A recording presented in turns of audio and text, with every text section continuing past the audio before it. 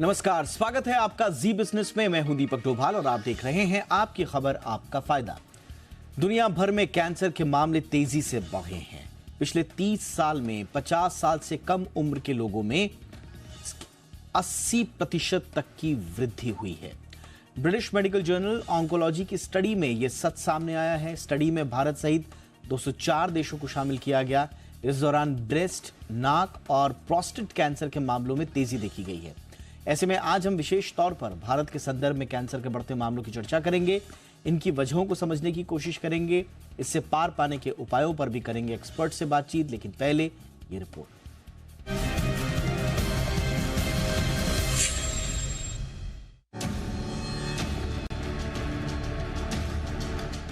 दुनिया भर में कैंसर के बढ़ते मामलों ने भारत की भी चिंता बढ़ा दी है। ब्रिटिश मेडिकल जर्नल यानी BMJ ऑन्कोलॉजी की एक स्टडी के मुताबिक पिछले 30 साल में 50 साल से कम उम्र के लोगों में कैंसर के नए मामले तेजी से बढ़े हैं। ग्लोबल लेवल पर ये बढ़ोतरी 79% की है। ये आंकड़े वाकई परेशान करने वाले हैं। स्टडी के मुताबिक 1990 में जहां दुनिया भर में कैंसर के कुल मामले 18.25 लाख के करीब थे, जो 2019 तक बढ़कर 38 लाख हो गए। इस दौरान इस बीमारी से होने वाली मौत में भी 28% की बढ़ोतरी देखी गई। BMJ ऑन्कोलॉजी की स्टडी में भारत सहित 204 देशों और 29 प्रकार के कैंसर को कवर किया गया। डॉक्टर्स की माने तो पहले बीमारी के प्रति लोगों में आई जागरूकता और जांच की उपलब्धता के चलते कैंसर के मामले ज्यादा देखने को मिले हैं। स्टडी में ये भी कहा गया है कि 2019 में प्रारंभिक जांच के चलते 50 साल से कम उम्र की महिलाओं में ब्रेस्ट कैंसर के सर्वाधिक मामले देखने को मिले। लेकिन अगर पिछले 30 साल की बात करें तो करीब 2.25% की सालाना बढ़ोतरी के साथ नाक से संबंधित और प्रोस्टेट कैंसर के मामले सर्वाधिक आए। कैंसर से जुड़ी ये स्टडी भारत के लिए भी अलार्मिंग है। इससे पहले ICMR भी इसी साल मार्च में आगाह कर चुका है कि 2025 तक देश में कैंसर के मामलों में 13.25% की बढ़ोतरी हो सकती है। देश भर में 2020 में कैंसर के कुल मामले जहां 14 लाख के करीब थे, जो 2022 में बढ़कर 14,60,000 हो गए। ICMR के मुताबिक देश में सबसे ज्यादा मुंह और फेफड़ों के कैंसर के मामले सामने आए। वहीं महिलाओं में सबसे ज्यादा मामले ब्रेस्ट और गर्भाशय कैंसर के पाए गए। बेंगलुरु के ICMR national centre for disease informatics and research यानी ICMR NCDIR के मुताबिक 4 साल की उम्र के बच्चों में लिम्फोइड ल्यूकेमिया यानी ब्लड से जुड़े कैंसर होने का खतरा ज्यादा होता है। आखिर कैंसर क्यों डरावनी शक्ल लेता जा रहा है, ये जानना भी जरूरी है। दरअसल खराब खान पान, तंबाकू, स्मोकिंग और फिजिकल एक्टिविटी में आई कमी इसकी एक बड़ी वजह तो है ही, साथ ही बढ़ता प्रदूषण भी इसकी एक बड़ी वजह है। ब्यूरो रिपोर्ट, जी मीडिया। बहुत खास मेहमान इस वक्त हमारे साथ जुड़ रहे हैं आज की चर्चा के लिए। डॉक्टर उमा डांगी हमारे साथ हैं, कंसल्टेंट मेडिकल ऑन्कोलॉजिस्ट हैं फोर्टिस हॉस्पिटल में। डॉक्टर उमा, बहुत बहुत स्वागत है आपका मैम हमारे शो पर। और हमारे साथ हैं डॉक्टर रजत रतन, मेडिकल ऑन्कोलॉजिस्ट हैं, पार्क हॉस्पिटल में फिलहाल कार्यरत हैं। डॉक्टर रजत, आपका भी बहुत बहुत स्वागत है सर। डॉक्टर उमा, मैं आपसे चर्चा की शुरुआत करना चाहूँगा मैम। ये नंबर्स आपको चौंका रहे हैं, बिलो 50 कैंसर, तो ये डेफिनेटली अलार्मिंग है कि इतना बढ़ रहा है। लेकिन अपनी लाइफस्टाइल जो है वो काफ़ी चेंज हुई है। आप देखेंगे कि पहले स्पेशली ब्रेस्ट कैंसर के बारे में बात करें तो स्त्रियों में शादियां जल्दी होती थी, बच्चे जल्दी होते थे। अभी स्त्रियां भी बाहर निकलती है काम के लिए, शादियां लेट हो रही है, सिंगल चाइल्ड का काफ़ी फैमिलीज में ये है। तो ये सब देखते हुए definitely there is an increase. बहुत सारे रीजंस हैं कैंसर की मात्रा बढ़ने के लिए। पोल्यूशन एक चीज़ है, जैसे पहले बताया कि बैड हैबिट्स यानी कि जो अपनी रहन सहन थी है, जैसे कि स्मोकिंग, आजकल के बच्चे भी स्मोकिंग में कॉलेज स्टूडेंट्स एंड ऑल हम लोग इतना सारा देखते हैं। तो टोबैको यूजेज, स्मोकिंग, ऑल ये सारी जो चीज़ें हैं ये कंट्रीब्यूट करती हैं I think increase risk of cancer के लिए। एब्सोल्युटली। डॉक्टर रजित, एक थ्योरी ये भी कहती है सर कि क्योंकि स्क्रीनिंग अब ज़्यादा हो रही है, ज़्यादा लोग अब डायग्नोस हो रहे हैं, ज़्यादा लोगों की मामले रिपोर्ट हो रहे हैं, इसलिए भी हम कैंसर जैसी बीमारियों के मामलों में सर्च देखते हैं। तो ये रिपोर्टिंग ज़्यादा हो रही है या सर ये बीमारी ही ज़्यादा फैल रही है?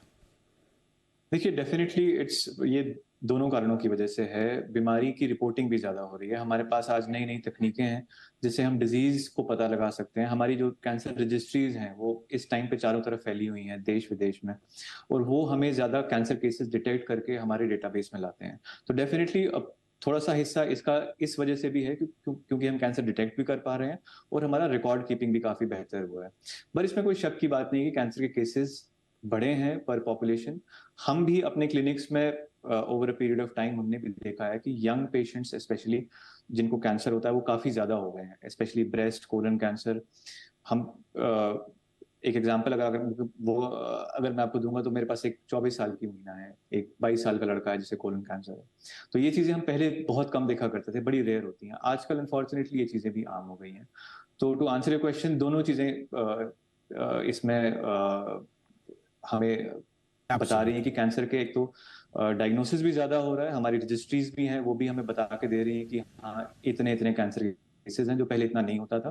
प्लस ऑब्वियसली कैंसर के जो केसेस भी हैं, अनफॉर्चुनेटली वो भी बढ़ रहे हैं, जैसे मैडम ने बताया। बिल्कुल, ये दोनों तस्वीरें हैं। इसका आंसर जी। इन दोनों जो संभावनाएं हैं उसमें छुपा हुआ है। एक तो केसेस भी बढ़ रहे हैं और दूसरा रिपोर्टिंग भी ज़्यादा हो रही है। डॉक्टर समीर भाटी भी हमारे साथ, पब्लिक हेल्थ एक्सपर्ट है। डॉक्टर समीर, आपका भी बहुत बहुत स्वागत है।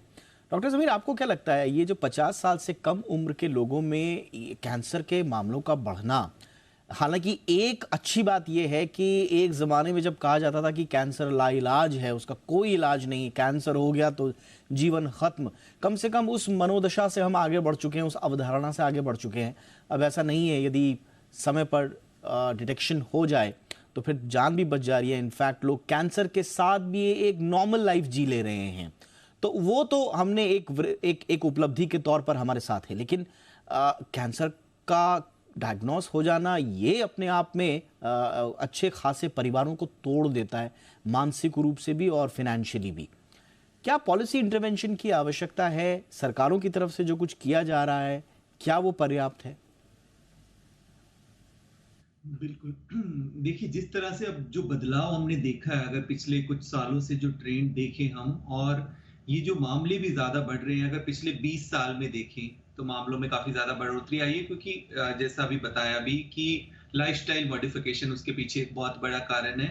इसमें देखिए, गवर्नमेंट के स्तर पे देखें तो प्रिवेंशन कंट्रोल के ऊपर अभी कुछ चल रही है स्कीम। जैसे कि अगर आप इंडिया की भी बात करें तो 3 जो कॉमन कैंसर है, जैसे oral, breast and cervical cancer, इसके लिए जो गवर्नमेंट की एक स्कीम है, जो Ayushman Bharat health and wellness scheme के अंडर, उसमें 30 साल से उम्र के जो अधिक के लोग हैं उनको टारगेट किया गया है और उनके ऊपर ये स्क्रीनिंग वाला प्लान चल रहा है। बट यहाँ पर एक चीज और समझने वाली बात, देखिए अभी जो ICMR का एक डेटा आया था, वो डेटा शो कर रहा था कि 7 तरह के जो कॉमन कैंसर्स हैं उनका अप्रोक्सीमेटली 40% के करीब ओवरऑल कैंसर में कंट्रीब्यूशन है, जिसमें आपका ब्रेस्ट हो गया, oesophagus, mouth, stomach, liver, cervical cancer, ये सब इस तरह के कैंसर। एक यहाँ पे अगर हम इंडिया में भी देखें हमारी पॉपुलेशन वाइज, तो डेमोग्राफिकली कुछ वेरिएशंस भी है इसके अंदर। अगर हम रूरल एंड अर्बन एरियाज के अंदर भी देखें तो अर्बन एरियाज के अंदर अभी भी प्रिविलेंस ज्यादा है, जिसमें काफी सारे और फैक्टर्स आ गए। जैसे हम ओवरऑल इन्वायरमेंटल फैक्टर की बात कर लें, फूड हैबिट्स की बात कर लें, जो कि एक मेजर रोल प्ले करता है। एक चीज यहाँ पर और भी है, अगर एक इस तरह का ट्रेंड देखें हमारा, अगर आप ये देखिए कि जो माउंटेन वाले एरिया हैं, लेह लद्दाख की बात करें, तो वहां की अगर हम फूड हैबिट्स को लेकर चलें ज्यादातर, तो वहां पर जिस तरह का खाना, पैकेज्ड फूड जो है काफी ज्यादा, रेड मीट का सेवन काफी ज्यादा, तो वहां पर जो कैंसर है वो आप ये देखिए इसोफेगस, स्टमक, इस तरह के कैंसर्स काफी ज्यादा बढ़ रहे हैं। तो डाइट का, ओवरऑल लाइफस्टाइल का इस चीज से शो होता है कि आपका काफी डायरेक्ट रोल यहाँ पर प्ले हो जाता है। रही बात, जैसे हम गवर्नमेंट के स्तर पे तो बात कर रहे हैं, देखिए कुछ कैंसर हैं ऐसे जो स्क्रीनेबल हैं, जो प्रिवेंटेबल कैंसर्स हैं, उनके ऊपर अभी भी अवेयरनेस की मुझे लगता है काफी ज्यादा जरूरत है, क्योंकि अर्बन एरियाज में भी हम देखें जहां पर सभी तरह की सुविधाएं उपलब्ध है, यहाँ पर भी काफी हद तक लोग लेट ही पहुंचते हैं, थर्ड या फोर्थ स्टेज पर। और बहुत सारे अगर हम देखें तो इंसिडेंटल फाइंडिंग, कि वो कुछ और जांच कराने आते हैं और पता लगता है उनको कि कैंसर है, कार्सिनोमा है। तो ये सब चीजें आई थिंक मुझे इनको समझने की हमें बहुत ज्यादा जरूरत है। और जैसा हम यंग लोगों की बात कर रहे हैं दीपक जी, इसमें मेटाबॉलिक सिंड्रोम भी यंग लोगों में सारे बढ़ ही रहे हैं। जैसे हम बात कर रहे हैं हमेशा कार्डियोवैस्कुलर डिजीज, डायबिटीज, और सेम इनके अंदर कैंसर भी यंग लोगों के अंदर काफी राइज हो रहा है, जो कि काफी अलार्मिंग है। ये आपने थोड़ा सा जो कुछ डेटा के साथ फैक्ट बताया, ये बहुत इंपॉर्टेंट है हर पहलू को समझना। डॉक्टर उमा, एक फैक्टर बहुत इंपॉर्टेंट ये कहा जा रहा है कि जैसे जैसे हमारी लाइफस्टाइल या कहें कि हम तरक्की की ओर आगे बढ़ रहे हैं, जो एक्सपोजर टू द कार्सिनोजेंस है वो ज़्यादा हो रहा है। हमारा कार्सिनोजेंस की तरफ हम लोगों का एक्सपोजर हर तरफ से है, मतलब right from tobacco smoking, ultraviolet radiation के से भी हम ज़्यादा एक्सपोज हो रहे हैं। एनवायरमेंटल पोल्यूशन एक बहुत बड़ा फैक्टर है, जो जिसमें एयर पॉल्यूट्स हैं, डाइटरी फैक्टर्स थोड़ा बहुत हम जिक्र कर ही रहे हैं, अल्कोहल कंजप्शन। ऐसा लग रहा है कुछ हैजार्डस ऑक्यूपेशन अभी भी हैं हिंदुस्तान में जो जिनसे हम बाहर नहीं उभर पाए हैं। कुछ पॉकेट्स में केमिकल एक्सपोजर भी हैं, उनसे भी अब हम पूरी तरह से बाहर नहीं निकल पाए हैं। ये जो इतना कार्सिनोजेंस के प्रति हम लोगों का एक्सपोजर है, क्या ये भारतीयों को ज्यादा संवेदनशील बनाता है, ज्यादा वल्नरेबल बनाता है कैंसर के लिए? कितना इंपॉर्टेंट है कार्सिनोजेंस के प्रति जो हमारा एक्सपोजर है एक आम भारतीय का, उसको समझना? नहीं, ये तो आपने बहुत पते की बात कही है कि ये बहुत ज़रूरी है जानना, क्योंकि कार्सिनोजन एक्सपोजर जो है it is one of the factors जिसकी वजह से कैंसर होने की रिस्क बढ़ती है शरीर में। एवरेज पोल्यूशन, अगर आप रास्ते पे भी जाए तो इतना सारा पोल्यूशन है, केमिकल फैक्ट्रीज जो अपना जो एग्जॉस्ट निकाल रहे हैं उसमें भी पोल्यूटेंट्स हैं, उसमें भी कार्सिनोजेंस है। तो बहुत सारी तरफ से we are expose to carcinogens, और ये एक रीज़न है डेफिनेटली, और ये बहुत ही इंपॉर्टेंट रीज़न है। लेकिन इसमें हमारे तरफ हम भी लाइफस्टाइल थोड़ा सा चेंज कर सकते हैं। जैसे कि स्मोकिंग तो हम खुद धूम्रपान करना एक चीज़ है, हम अगर पब्लिक प्लेसेस में धूम्रपान करते हैं तो जो पैसिव स्मोकिंग बोलते हैं, यानी कि जो अपने साथ सिर्फ खड़ा है या हमारे से बात कर रहा है, उसको भी हम वो जो हानिकारक स्मोक है उसका एक्सपोजर कर रहे हैं। तो हम लोग को भी आई थिंक हम लोग को भी समझना चाहिए कि ये जो बैड हैबिट्स है, ये जो खराब आदतें हैं, इनसे थोड़ा दूर रहें तो बेटर है। लाइफस्टाइल मॉडिफाई करना बहुत ज़रूरी है, और अगर ये लाइफस्टाइल मॉडिफाई करेंगे तो आई थिंक धीरे धीरे ये कार्सिनोजन एक्सपोजर जो हमारा हो रहा है ये भी धीरे धीरे कम होगा। बिल्कुल आपने सही कहा। डॉक्टर रजित, कई बार ये भी कहा जाता है दो फैक्टर कैंसर को लेकर बड़े प्रचलित हैं। अभी इसको आप धारणा भी कह सकते हैं, इसको मिथ या भ्रम भी कह सकते हैं।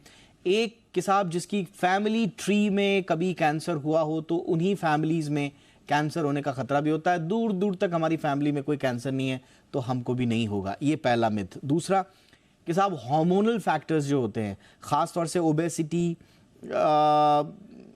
या कोई दूसरी मेडिकल कंडीशंस हैं, वो शायद इन्फ्लुएंस कर लें कैंसर के रिस्क को। जैसा कि ब्रेस्ट कैंसर के रूप में कहा जाता है कि एस्ट्रोजन, शायद एक्सेस एस्ट्रोजन है वो लिंक्ड है आपके ब्रेस्ट और एंडोमेट्रियल कैंसर से। ये धारणाएं जो हैं लोग पहले से पाल के रखते हैं और फिर इसके इर्द गिर्द अपना लाइफस्टाइल बुनते हैं कि हम तो साहब सेफ जोन में हैं या हम तो बहुत ज़्यादा रिस्क जोन में। ये जो पहले से अपने से लोग जो धारणाएं बना देते हैं, इस पर आप क्या कहेंगे? और क्या वाकई में ये ऐसा होता है कि हार्मोनल या फिर आपका जो आनुवांशिक स्थिति है वो तय करेगी कि आपको कैंसर होगा या नहीं? देखिए, आपका सही कहना है कि ये सिर्फ धारणाएं हैं और हमें किसी भी चीज को लाइटली नहीं लेना चाहिए। जरूरी नहीं है कि आपके घर परिवार में या फैमिली ट्री में किसी को कैंसर नहीं रहा हो और आपको नहीं होगा, क्योंकि हमारा एनवायरनमेंट और हमारे जो पूर्वजों का एनवायरनमेंट था वो काफी डिफरेंट है। आपके दादाजी जिस माहौल में पले बढ़े थे, हम उस माहौल में नहीं पले बढ़े, हमारा माहौल एकदम डिफरेंट है। जैसे मैडम ने बताया, कार्सिनोजन एक्सपोजर हमारा एकदम डिफरेंट है। तो ऐसा कई बार पाया गया है कि फैमिली में कैंसर आता है और वो पहला कैंसर होता है। और कई बार ऐसा भी पाया गया है कि फैमिली में जो कैंसर आया है जो दूर आसपास किसी और को नहीं था, लेकिन जब आप उसका जेनेटिक एनालिसिस करते हैं तो पता लगता है कि ये एक्चुअली में हेरिडिटरी कैंसर था। उसमें कोई ब्राका जीन पॉजिटिव आता है या कोई और जीन पॉजिटिव आता है। हमें भी एज डॉक्टर्स ये सिखाया जाता है कि आप भी कभी भी किसी को फैमिली में कैंसर नहीं है तो उस चीज को आप डिसरिगार्ड करिए and see the patient as he is.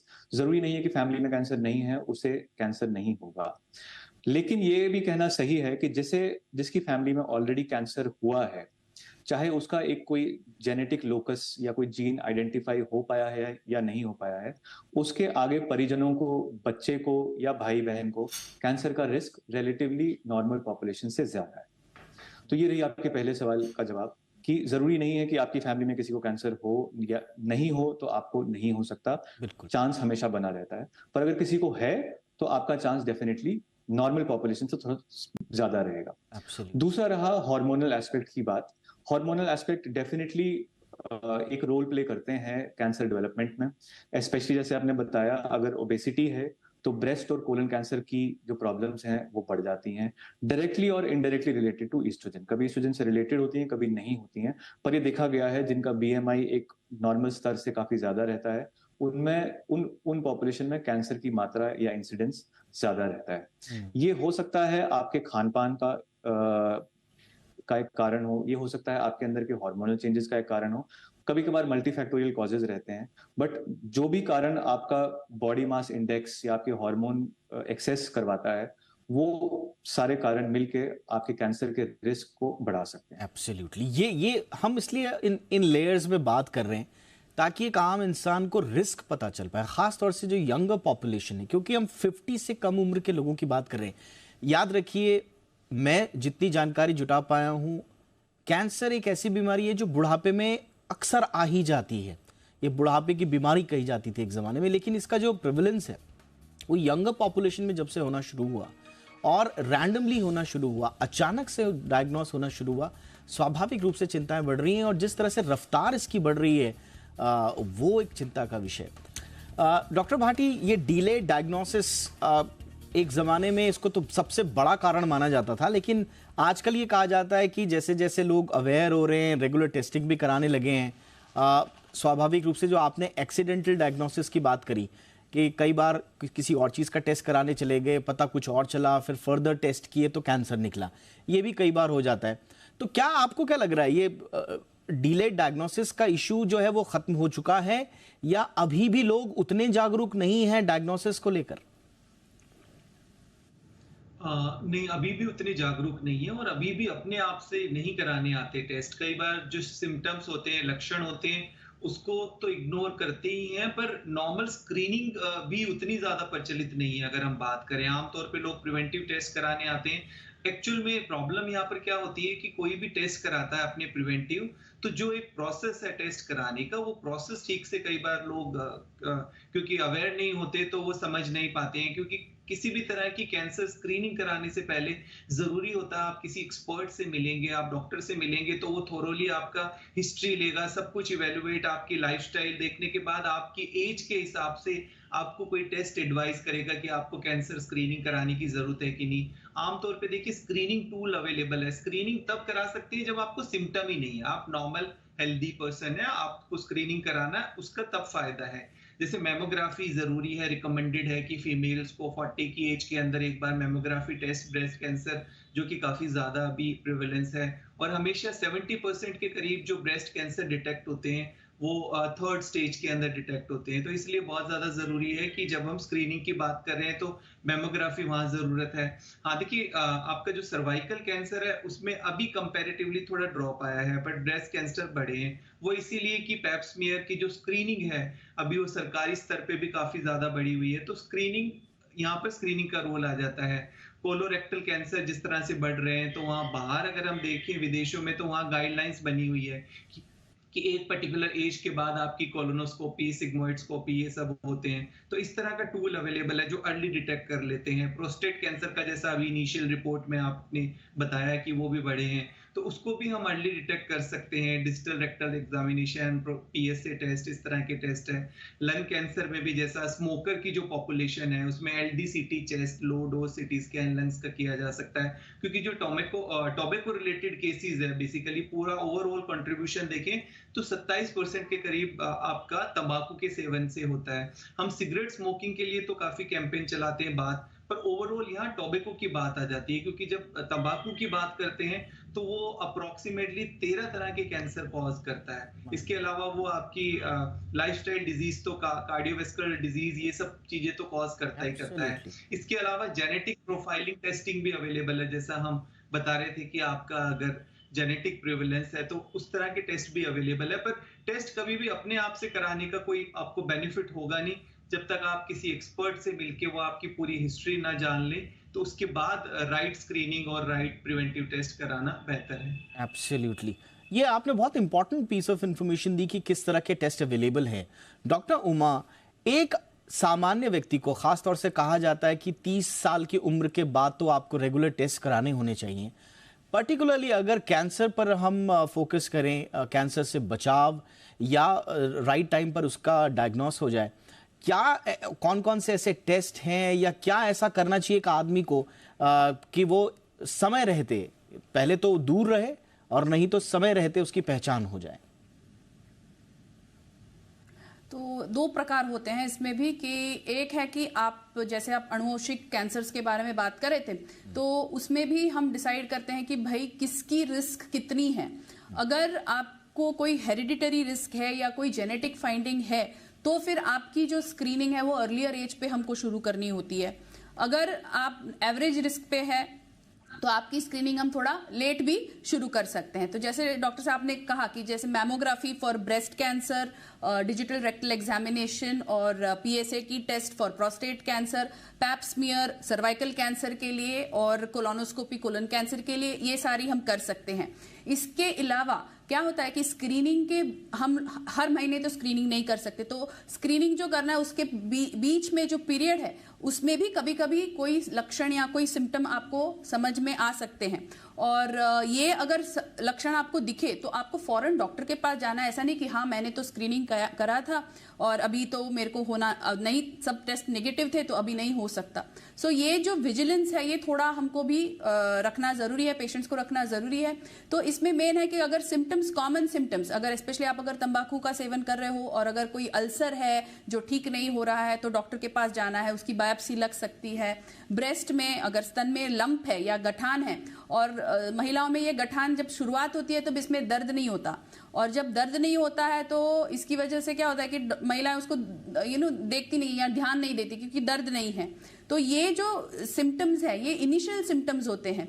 कोई भी सिम्टम जैसे कि खांसी में खून आना या खांसी या गला बैठ जाना जो एकदम 15 से 20 दिन या महीने से ऊपर अगर ठीक नहीं हो रहा है ट्रीटमेंट के बावजूद, तो डेफिनेटली इसकी जांच करनी चाहिए, इसका टेस्टिंग होना चाहिए, ताकि अगर कोई भी कैंसर ऐसा हो तो इसको हम जल्द से जल्द डिटेक्ट करें। तो कोई भी सिम्टम को इग्नोर नहीं करना चाहिए, उसको तुरंत डॉक्टर को जाके दिखाना चाहिए। एब्सोल्युटली। डॉक्टर रजित, और एक चीज और है जो मैम ने अभी कही कि एक तो बिल्कुल डरना नहीं, आपको जाके सीधा दिखाना है, और समय पर अगर आपने दिखा दिया तो मैं पढ़ पा रहा हूँ, मैंने बहुत सारे लोगों से बातचीत भी की, आप जैसे गुणीजनों से, कि बहुत सारे कैंसर्स ऐसे भी हैं जिनको मैनेज करना बड़ा कई बार आसान भी हो जाता है। अर्ली डिटेक्शन हो गया तो ब्रेस्ट कैंसर ही हमारे पास है, उसका जो सर्वाइवल है, यहाँ तक कि इसको क्योर्ड भी कंसिडर किया जा सकता है कई मामलों में। इसी तरह से थायराइड कैंसर है, टेस्टिकुलर कैंसर है, स्किन कैंसर है कई तरह के जो खासतौर से नॉन